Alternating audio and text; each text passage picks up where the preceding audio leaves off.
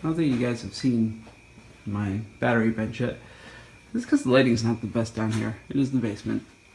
I did bring my 289 down here for now until I would figure out something else, and I got the little SkyRC IMAX B6 Mini down here. It checks the internal resistance. It's a lot easier than me trying to check it comparatively to you know, measuring the voltage across the resistors, doing the math and everything else. I just kind of wired up into one of these cheap little chargers that come with LED flashlights and stuff that I don't trust. Kept them laying around, took the guts out, wired up. There's only one spot to put a cell in. No mistakenly putting two cells in opposite directions or anything, but it works. And I'm actually running it off of my iMacs. I'm running off of an IBM power supply. You can see I just kind of wired the proper DC jack into it. So I think this one is rated for 65 watts. Good enough for what I'm using it for. 16 volts, 4.5 amps. Yeah, it's got enough power. It'll do. Anyway, ran across this one. Which pack was this? These are all Sanyo cells. It's rare to find Sanyo cells, because Sanyos are actually fairly decent cells. Panasonics are very common in laptop batteries. My welder is down again. We're going to be doing a little project here. We're going to be getting rid of this second AC transformer, and we're going to just kind of I found out this thing actually basically, so the AC comes in here, and what it does is it drops across this capacitor. So this capacitor dropping has a bleed off resistor here, and capacitor dropping over to the small little transformer. This small little transformer and this plugs into the board. The main control board takes on about 30 volts AC, and it takes it on right here. You see we got our 4 diodes here for our bridge rectifier. Then we have another diode for protection, so it goes one way only. So we got AC still pumping over to here into a filter cap, and this filter cap passes it. It's a 50 volt cap. Passes it on to, yes, you guessed it, this piece here, which is nothing but an LM voltage regulator, which drops the whole entire board down to 5 volts. So why are we running this capacitor, dropper, AC, small transformer, all this other stuff? 5 volts. It's so common these days for 5 volt power supplies, and this thing probably doesn't run more than a half an amp, 500 milliamps. I'll be surprised. And the main thing here is this part, your triac 40 amp rated here, and that's all. This whole thing is just, it's just a microprocessor set up here that's triggering the triac through this guy here, and it's just triggering this to put power, you know, basically finish the neutral connection to the transformer to shoot the weld down. That's all there is to it. And this basically just tells the microprocessor to adjust the timing. You know, a couple more milliseconds equals a little bit heavier of a weld. That's a really simple board, but very complex on the electrical side. Really doesn't need to be here. So we're going to rip all this out. Not to mention this fuse cage. Let me tell you, this is not a proper fuse cage at all. Completely just shattered. 40 amp triac running straight into the actual wire of the transformer.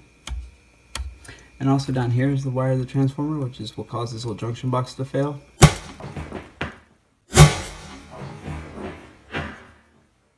That was most definitely a short.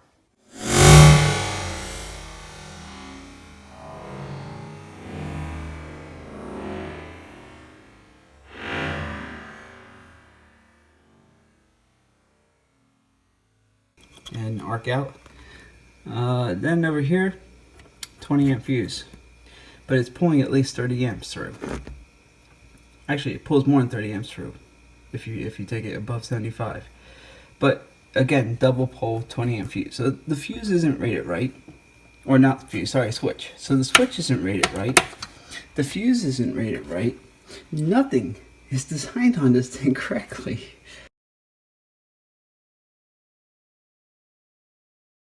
we're gonna redo it. We're gonna put its own little separate DC power supply, switching power supply in there to run its little 5 volts that it needs to control this. We're gonna give it a separate AC line for its transformer. We're gonna give it a transformer that doesn't have so much inrush current, that doesn't pull so much and trip in the beginning to just try to, you know, give a small pulse of amperage here for a weld. I'm thinking a lot of things.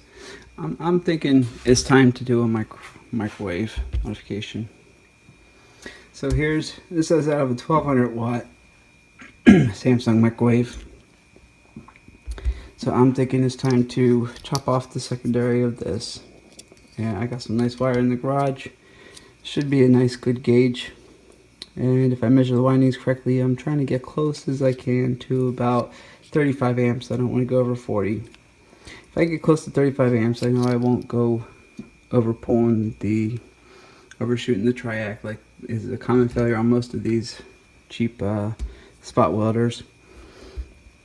And when I checked the case, believe it or not, there's holes drilled in this case already for this same size transformer. For these holes, these mounts, they're already there in the bottom of this case. Yeah, I think they just skimmed out. I really do. I don't even know if I want to leave the momentary switch in there, if I'm just going to throw a foot pedal on it at this point. I think a foot pedal is going to be better. But we'll fix it. We'll get it back up and running. And this is basically the battery center. I do it all in my basement because I feel safer with it in my basement. And if a battery hits a thermal runaway, I have all of this to not burn. This is all concrete metal.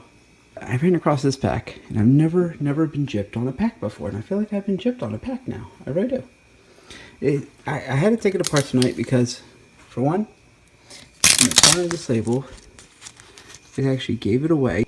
It said, Sanyo lithium-ion battery pack. Well, heck, I gotta see what Sanyo it has and which cells are in here, because sometimes you get really lucky. This might be one of those really lucky times.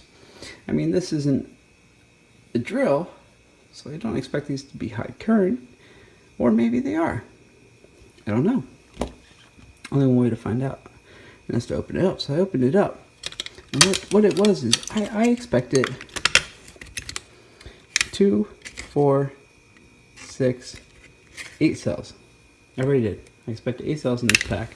It's the size of an 8-cell pack.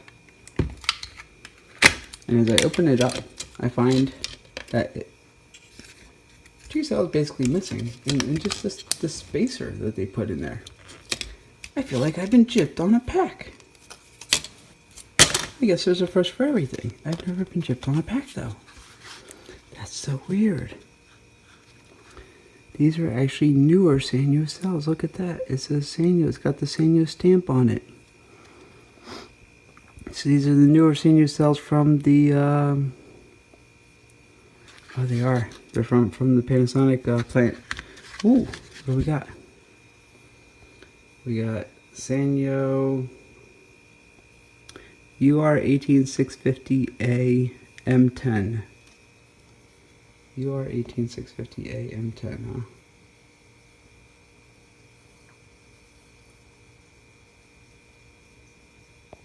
Well, I'm going to have to look up the UR18650A. M10 is probably just some sort of manufacturing code. I'm going to have to look it up. And look, they even have the purple tops like I would expect, like the 18650 GAs. Awesome seals. These are Sanyos too. Light blue, older pack. So you can kind of tell the age of the Sanyos from the seals. The purple, the light blue, and the GAs are the dark blue. They're like a cross between the two of them, actually. So, anyway, just thought I'd share that with you. Never been gypped on a pack before.